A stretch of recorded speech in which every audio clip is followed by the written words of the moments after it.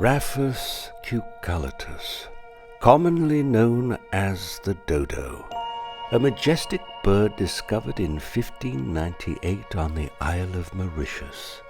As fast as it was discovered, it was extinct.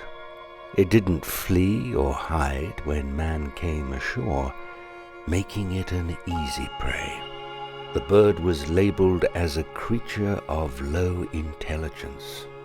I call it curiosity, a characteristic which can be both enriching as it can be overwhelming. I always felt a resemblance between me and this exotic bird, but it wasn't quite clear to me for a long time. From an early age, I always surrounded myself with nature. I was always exploring and discovering new plants and animals. I would bring them home, draw them, and make up names that seemed fitting. Accompanied by all these different species, I created my own little world. I couldn't imagine that there was more for me to discover, not until I was a little older and got my first encyclopedia. There was a complete new world waiting for me. Rainforests filled with birds in the most vivid colors and exotic traditions and customs that were so different from my own. I read every single book that I could find which would teach me anything about this world I was living in and knew so little about. It was no surprise that at college my favorite place was their enormous library. I read and I read. I drowned myself in the ocean of books. I had no interest for the social aspects of student life. I found my friends in the books of Verne, Wallace, and Darwin. This was the life I aimed for, a life of adventure and travel. I decided to leave college in advance, gave my globe a spin, and let it decide where my adventure would start. It had to be faith. My globe took me to Mauritius, the Isle of the Dodo. The journey to Mauritius made such a great impression on me. It encouraged me to travel and discover more. I traveled from the darkest parts of Africa to the widest plains of Australia, from the rainforests of Chile to the extreme coldness of Antarctica.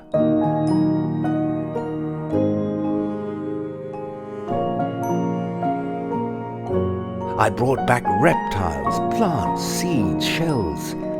I found relics in the Middle East. I had crates full of curiosities shipped overseas to fill every cabinet, cupboard, and corner of the room.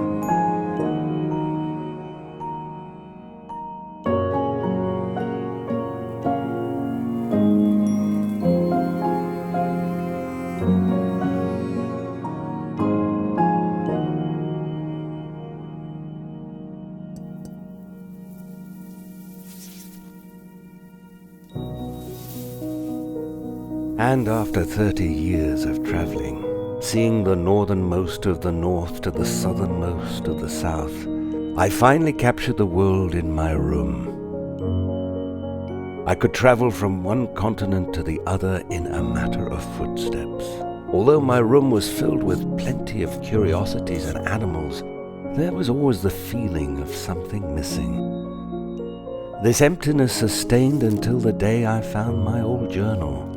The journal in which I would draw as a child. That's when I figured out what the resemblance was between me and the dodo. We both share the same eager curiosity. Because of this need to find and explore new things, I neglected one of the most important things. I forgot to stand still and look at things differently, forming new ideas and stories using my imagination.